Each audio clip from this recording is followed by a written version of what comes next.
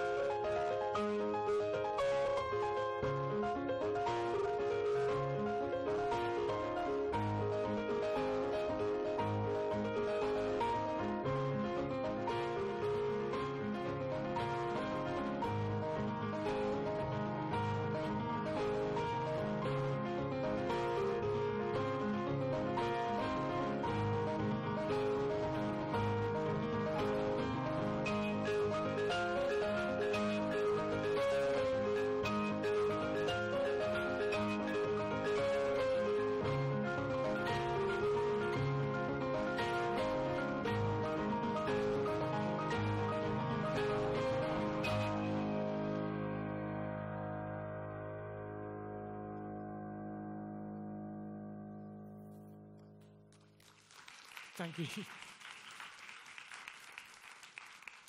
I will naturally take that applause, but there are 1,200 people at Framestore producing all of that stuff, and they are wonderful, very talented people. So something else was changing. So the world of entertainment was also changing, again because of emerging digital platforms. So this is a recent quote from Kevin Spacey. "We no longer live in a world of appointment viewing. The water cooler has gone viral. The audience wants freedom.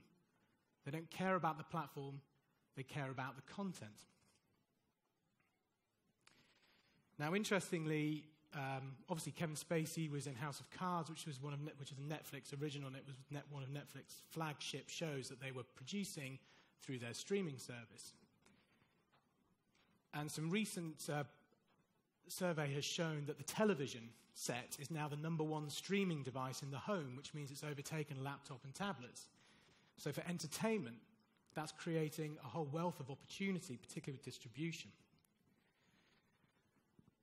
So my desire to make entertainment, combined with Framestore's evolution as they were changing as a business, and the emergence of digital platforms requiring a lot of content, lots more content, led to this happening specifically to me. So entertainment and advertising became the same thing. It became branded entertainment.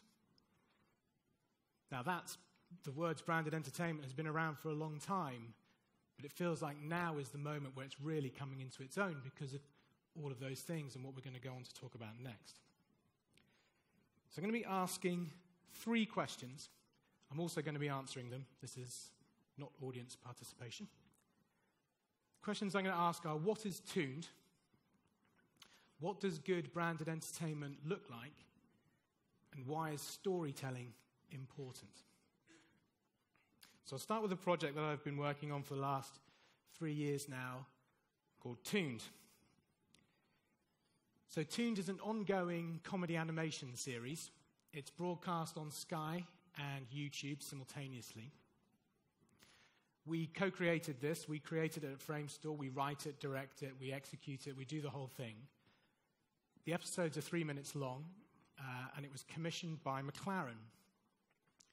So for those that don't know McLaren is a British company. It's a racing and engineering company, hugely innovative, very, very successful. They've won 182 races in their career, 12 championships, 8 constructors' championships, and they've also set up McLaren Automotive, which is another wing of their company where they're producing and selling luxury cars with a price tag of 200,000 euros for one and $1 million for another.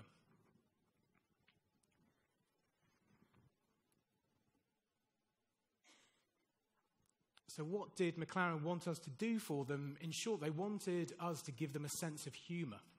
They wanted us to warm up their brand. So our solution was to create an animated comedy series. So I said it's now in its 4th year. We're talking about what we're going to do next year. I'm not sure if any of you are Formula One fans, but in the news today, looks like Alonso might be going to McLaren.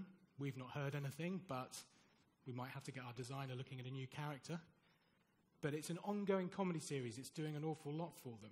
It features their drivers, past and present. So the first series started Jenson Button and Lewis Hamilton. But we also have stars from TV and film. We've got Alexander Armstrong and Brian Cox. Now that's the Hollywood actor Brian Cox, not the keyboard-playing physicist Professor Brian Cox. It is the actor Brian Cox. Now, incidentally, I do know the keyboard-playing physicist, Professor Brian Cox, and we're working on another project with him, but this is specifically the Hollywood actor, Brian Cox. Now, I'm acutely aware that for the last 10 seconds, I've just been a man on stage shouting Cox at you. So let's move swiftly back to Tooned. I wonder what the translators are going to make of that joke. If any, interesting to find out if that worked. So I'm just going to show you a very quick trailer that explains what the show is, just an overview of what Tooned is.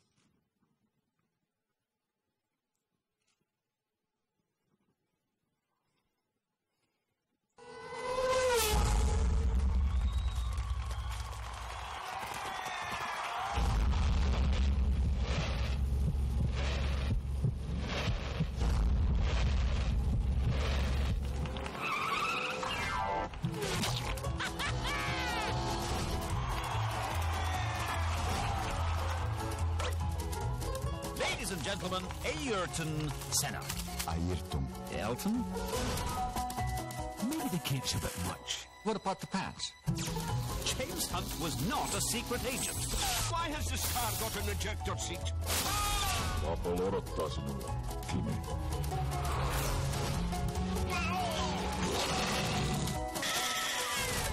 Good evening,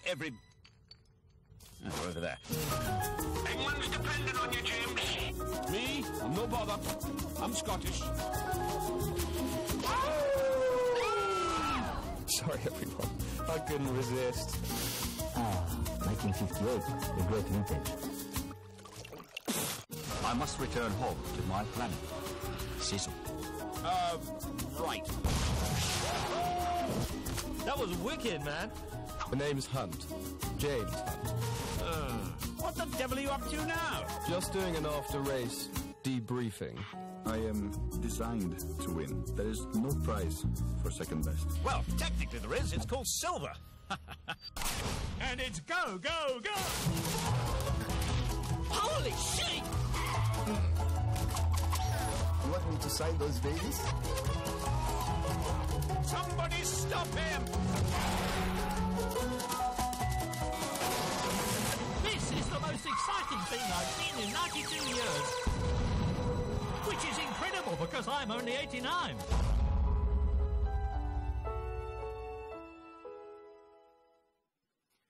Okay, so thank you. Thank you. I'll come again. So all good fun, but what is it actually doing for the people that are paying for it? So we've got a short case study how that just talks some about the strategy and the thinking behind the show and what it's actually doing.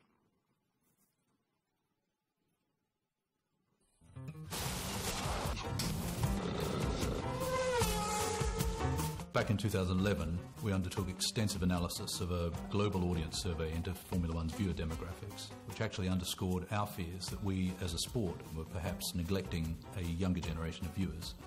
Tuned came about because we wanted to really broaden the exposure of the drivers and really humanise them to our younger audience. There was a huge opportunity there to start creating content to engage and inspire this younger generation of consumers.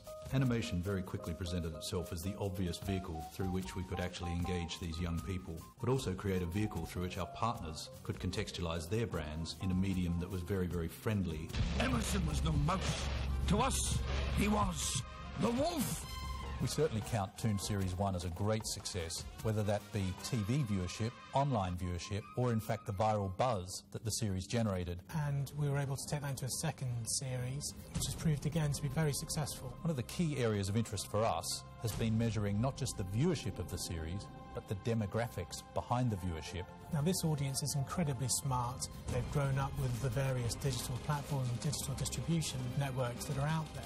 Jensen, are you tweeting?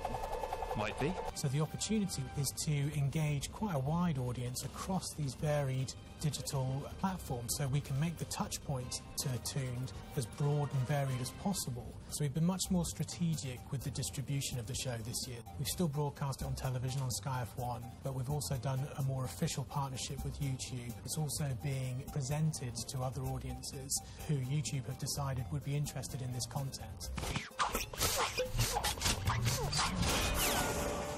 Good work, chaps. The reaction to Toon from our sponsor partners has been universally positive, but nowhere more so than at Mobile One. Mobile One. They decided they loved the show, and so they bought their own show.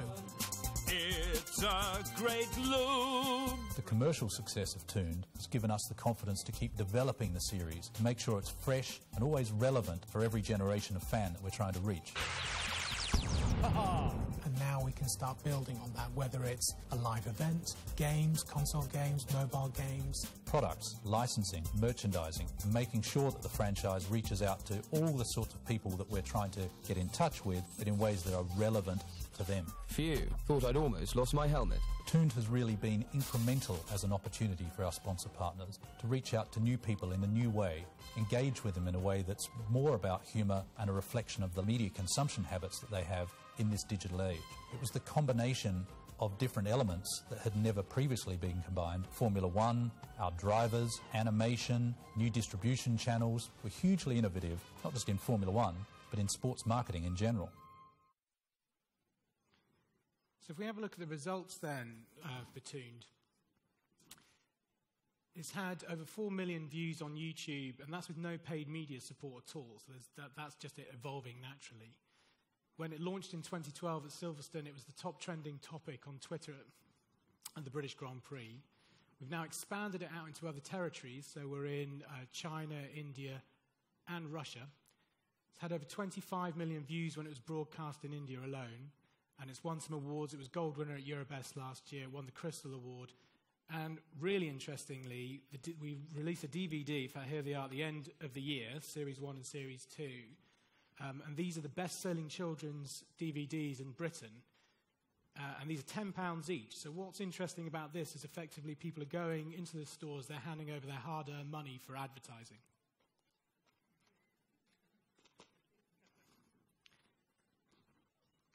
Oh,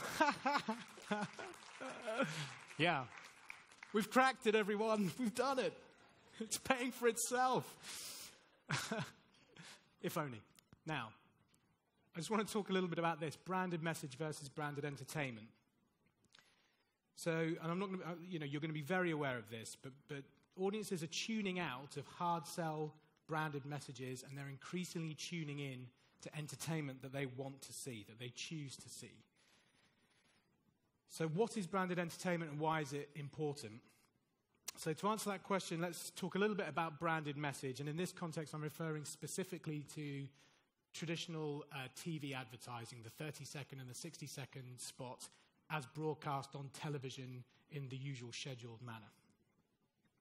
Now, at their best, TV commercials were fantastic, hugely successful.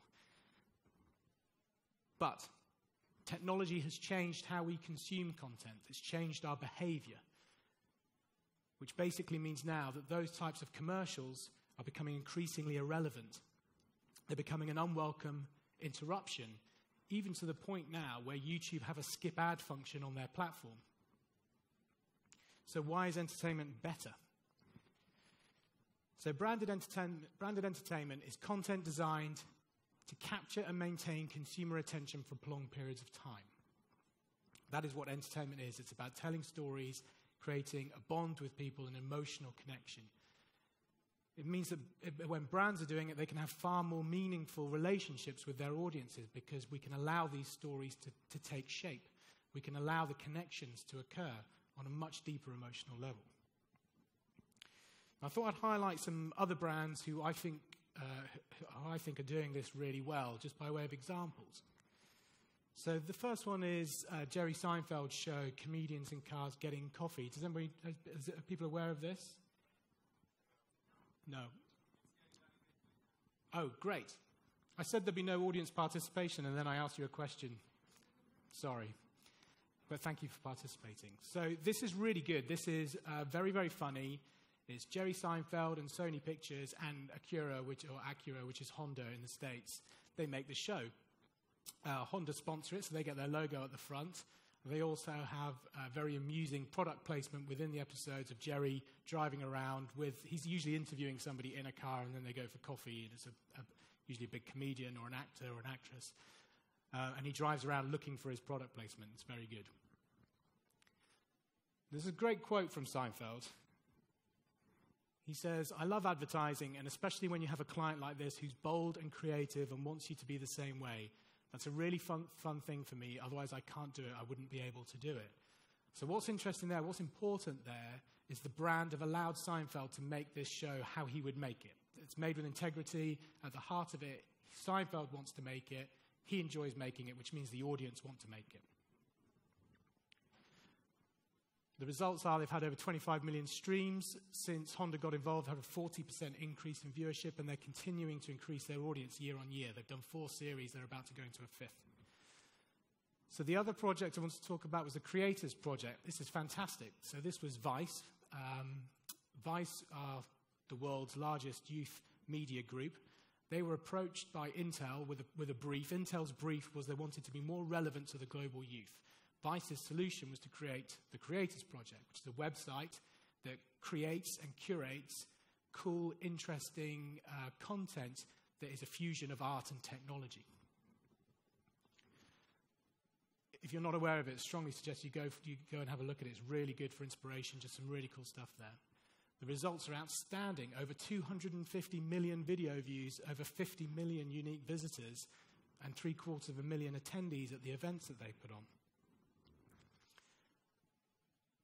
Now, the other one I wanted to show is this,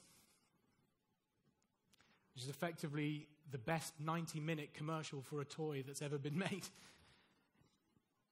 Lego have been very cool. They really understood that their product is the star. And having a look at the results of this, Lego understand their bigger purpose. This is really important as a brand. This is something that's really at the heart of it. That their purpose is one of challenging the minds of people, young and old, to create, imagine, and go beyond what they believe is possible. That's at the core of who they are and what they do. And born of that thinking is the Lego Movie. So the Lego Movie took $468 million at the box office. It cost $60 million to make. They produced a range of specific Lego Movie toys for this film. And in the first half of 2015, Lego saw a 15% increase in the sales of their toys. So let's just recap. How have these brands used entertainment? I'm specifically talking about entertainment. How have they used and harnessed entertainment successfully? So with McLaren, with Toons, they've commissioned original content with ongoing longevity and multi-platform potential. Honda commissioned existing comedic talent and tapped into that. The Creators Project is an entirely new platform developed for that brand. And Lego is just connected with a massive audience in a very big way. So why is storytelling important? So once you're in the world of creating entertainment, this is over the traditional sort of 30 or 60 second spot, then the landscape is very different. It's a different set of values to storytelling. Where do compelling stories come from? What is involved? What impact does this have in a branded context? So I'm going to demonstrate this with some examples of what we discovered when we were making Tombed. So when we first started, we had the two stars were Jensen and Lewis. Now these are both real people, and their job is to win. They're both winners. Now in comedy, you need to have a loser. There needs to be a high-status character and a low-status character. And that's how you derive comedy. Somebody's got to win, somebody's got to lose. So when you've got two guys who can't lose, then they're both high status, which isn't very funny. So our solution to that was to introduce another character called the Professor. So he's a fictional character, and the relationship, the best way of describing it is that he's like Q and the drivers are like Bond. So that's the dynamic. The Professor wants them to test stuff, wants them to be careful with stuff. All the boys want to do is push it to the max, race and win. So he's our low-status character, and the boys are our high-status character, and we can derive comedy from that. Now, what we also found, which is really interesting, is that the Professor could get one over on the boys. So the Professor could win, and the drivers could lose. But importantly, the drivers weren't losing to each other, they were losing to the Professor. So again, the status remained the same. So I'm going to show an episode that we did from the first series that just sort of explains that dynamic a little bit.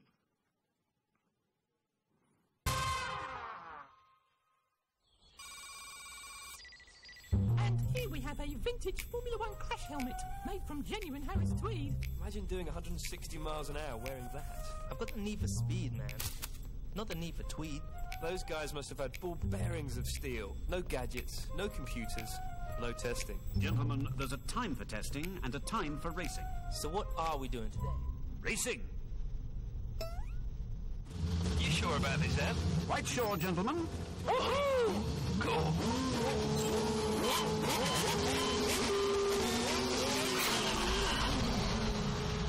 What's going on? You are having a laugh, mate. Now, as you may have noticed, your cars have both been fitted with limiters. You call this racing? I call it test racing. You can race, and I can test. Perfect. You can't be freaking serious. I've never been more freaking serious in my life, Lewis. Now, please press button S on your new steering wheel. At the end of the chicane, turn left. You've added a sat-nav? Oh, it's so much more than that. Well done. You're doing really well, Jensen. You'll notice the motivational assistant automatically senses when you need pepping up. Driver energy levels low. Dispensing nourishment. That needs a little work. Nice. Now my car smells like a sausage. Chill out, man. Chill out initiated. I like that. Well, let's make things a little more challenging, shall we?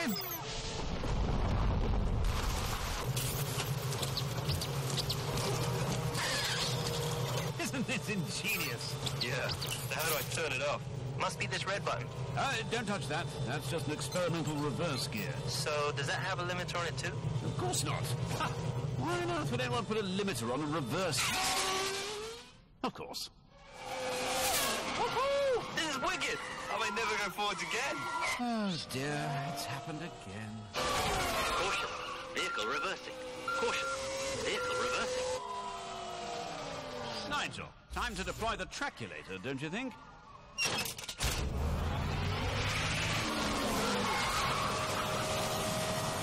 Right, chaps. Time off to lunch. Good luck getting out.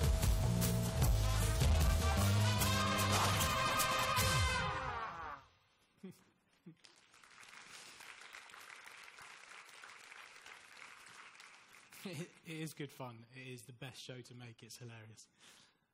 So what comes first, plot or character? Now, get a number of writers in a room, and they will argue this almost to the point of violence about which one is more important than the other. But what we discovered is that actually it can be both. And when we were doing the second series, we were celebrating McLaren's 50-year anniversary, so it enabled us to have episodes with characters from their past, with drivers from their past. So we particularly noticed that there was one episode where the narrative came first, and we needed to work out the character from that, and another episode where the character was clearly first, and then the narrative evolved from there. So I'm going to show you an example of each.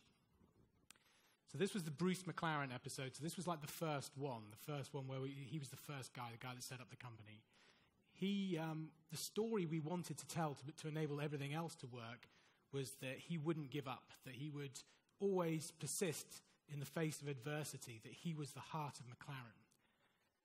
Now, once we knew that was the narrative, then that's what we needed to do. Then we created his character like that. It just so happened that the real Bruce McLaren was that type of person, but had he not been, we would have made him like that. So this is his story. The real story of McLaren began long ago with a young boy called Bruce McLaren, whose original racing car is right here on the stage, ladies and gentlemen. A marvel of engineering. It was a heap of junk. A tin can on wheels. Oh, great. You again. Of course, things were a lot different back then. For one thing, the McLaren Technology Centre was a tad smaller.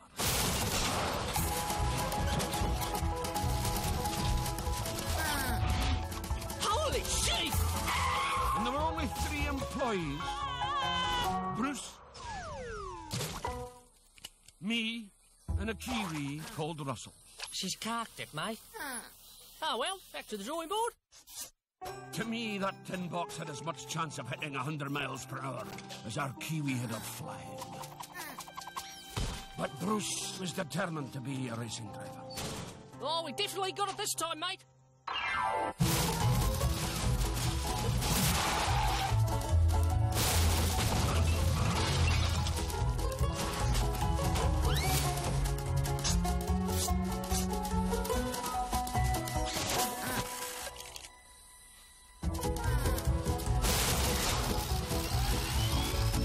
Hold on. Sorry. I'm not going to stand idly by and let you insinuate that Bruce McLaren was a failure. Failure? The man was a genius. Because he knew you don't succeed without hitting a few bumps along the way. One day, he decided to take an unconventional approach to aerodynamics.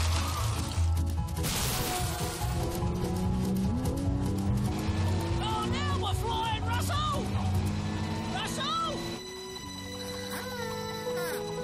Oh, choice, bro! He was the youngest ever winner of a Grand Prix. A title he would hold for over 40 years. So you see, that was Bruce's secret. He made you believe anything was possible. Yes, well, I'm afraid that doesn't include people sitting on the exhibits, sir. Hey, get your hands off me! With pleasure. Oh. Now, who'd like to see a statistical breakdown of Bruce McLaren's racing career? Or I could tell you all my Emerson Fittipaldi story. Oh, nuts. So the other one was James Hunt. So James Hunt was a womanizing, gambling alcoholic, which is difficult and tricky subject matter when you're making a family-friendly cartoon animation series. So we started to think about that, and then we came up with, okay, so what if he's not that, he's a playboy? And then we were like, oh, he's James Bond. We'll make him James Bond. So as soon as we made that connection, then obviously the story just came into being. So that was an example of character coming first and then the story immediately coming, just literally springing into being from that. And I'll play you his episode. Our next driver is James Hunt, McLaren's first British champion. Though I'm not always sure his off-track activities gave our country a good name. Codswallop! The man was a national hero. You see, there was more to James's off-track activities than you ever knew, Professor.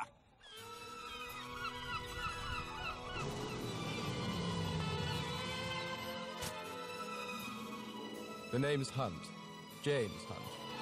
I know who you are, James, and let me warn you, partying, womanizing and gambling have no place in Monaco. Nice legs, Prof. Shame about the face. And they're off and racing, or as they say here in France, something else. I don't speak French. James? You're needed on a mission. There's a race going on, dear boy. Can't this wait 57 laps? I'm afraid not. An evil mastermind has stolen a precious microfilm. Your mission is to track it down. Okie dokie. England's depending on you, James. Me? I'm no bothered. I'm Scottish. Damn it. Hedge mechanics.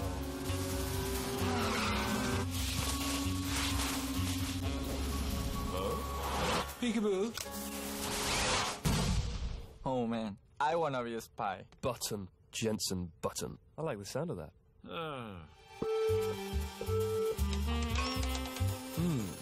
Maybe I'll get lucky tonight. Looks like your luck's run out. Looking for this, Mr. Hunt? Loudfinger. The film and the race are mine, but at least you will have one last hot lap.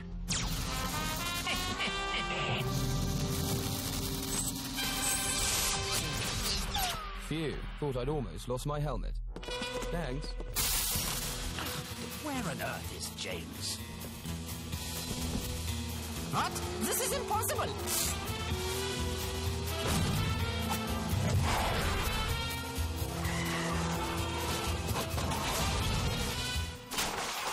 So that's why James lost the race. Well, not exactly. James? James, what the devil are you up to now? Just doing an after-race debriefing. Utter nonsense. James Hunt was not a secret agent. Then why has this car got an ejector seat? No idea. But let's give it a whirl, shall we? Excellent.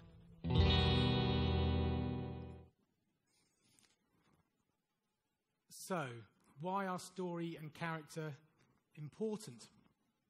So all these storytelling devices are what creating entertainment with integrity is all about. If you succeed in engaging people for a longer period of time, enabling people to invest emotionally, then you'll bring people into that story. And if you bring them into a story that's got complex, interesting characters, then you'll be rewarded with a very loyal audience. Now, interestingly, when you've created something that is entertainment, and again, I'm just talking from a brand's perspective here, when you've created something that is in the world of entertainment that people want to watch, then you open up a wealth of opportunities. This became very apparent with us with Tuned, with the distribution of it and where we could put this. So I'll just demonstrate this with this sort of hub chart. But Tuned is now a brand in its own right. We have the hero content that is the animated episodes. But we can also have live events. Now, those can be live events with characters wearing suits and turning up, given that the driver's time is very difficult to get. Or we can use the CG assets that we've got to do real-time animation and have the CG characters turn up on screen and be able to talk with people and interact directly with an audience. Obviously, merchandise. So we've started doing this in quite a small way, but we're going to be ramping it up in quite a big way next year, hopefully. So that means, clothes, toys, all sorts of stuff that's going to be out in the shops worldwide. Games. So this can be online games, tablet, mobile games, even console games. Real-life content. Once you start making all of this, we realized we were getting documentary material by just shooting the process. So we were able to make sort of 10, 15, 30-minute shows at a fraction of the cost of making a 3-minute animated episode, but it's just giving us more and more content for the audience to be able to join in a different way. And this is Club Tuned, which we haven't done, but we would love to. It's a bit like Club Penguin, where kids can go in, create their own little tuned character, and a whole sort of society there of them being able to pimp out their pit lanes or what have you. So what does the future hold? Well, with emerging technologies, there's even more ways of being able to tell stories. Obviously, virtual reality is a big buzzword at the moment, and it is literally taking the world by storm. I'm going to show you a film of something we did for Game of Thrones just to demonstrate the power of what you can do using this technology.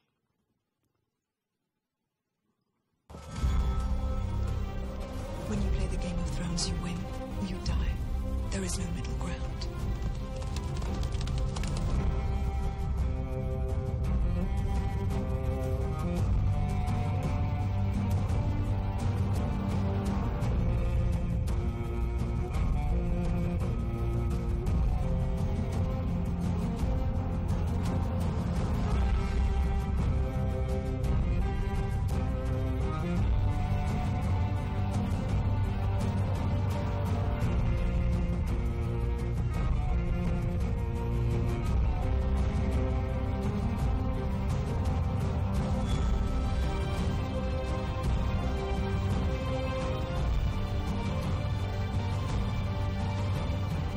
some of the biggest crowds and longest lines were for Game of Thrones, the exhibit. The Iron Throne is becoming the most photographed spot at the festival.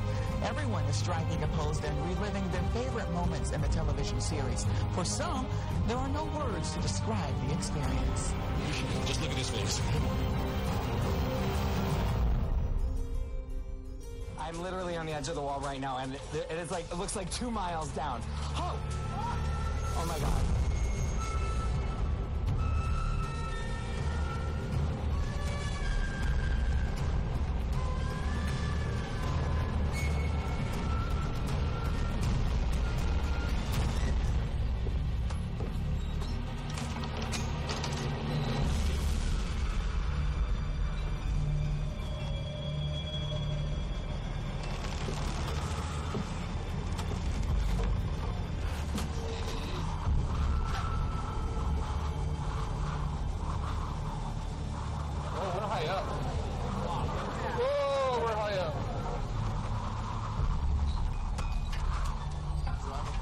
The other side of the wall, and it's really high up. Oh my God.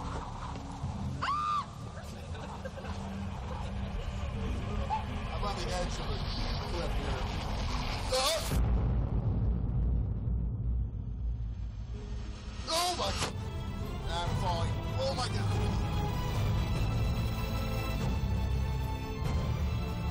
Oh my God. There are flames. Arrows on fire right now. There are people trying to attack me.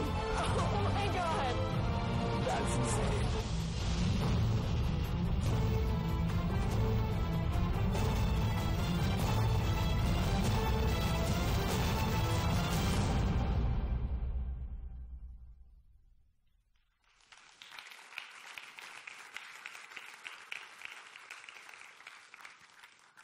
Thanks. Yeah, lots of cool stuff you can do. We're only really scratching the surface at the moment with what you can do. We're mostly trying to find out how to stop people throwing up, but we're making progress with that. So what does this mean for brands? Well, all of the examples we've given, all of the brands have done one thing really well. They took a risk, they were brave, and they allowed the content producers to make the content with integrity and the values that come with entertainment. Not everybody's going to go for that, and if it suits them and they do go for it, then it can be really rewarding. But ultimately, brands can now become a channel, broadcasting entertainment across all the various digital platforms. Brands can be the new commissioners and broadcasters of content. And the talent pool is massive. This is really interesting. You've got a whole load of really talented writers, directors, content producers, all over here, all vying for a very small TV and film commission. And then you've got brands over here with a massive audience desperately trying to figure out how to tell these stories, and we can just marry those up, then we're going to start making some really cool, really great, engaging content where entertainment and advertising are the same thing. And the best thing about it is that everybody wins in this situation. The content producers, the brands, and the audience. Thank you.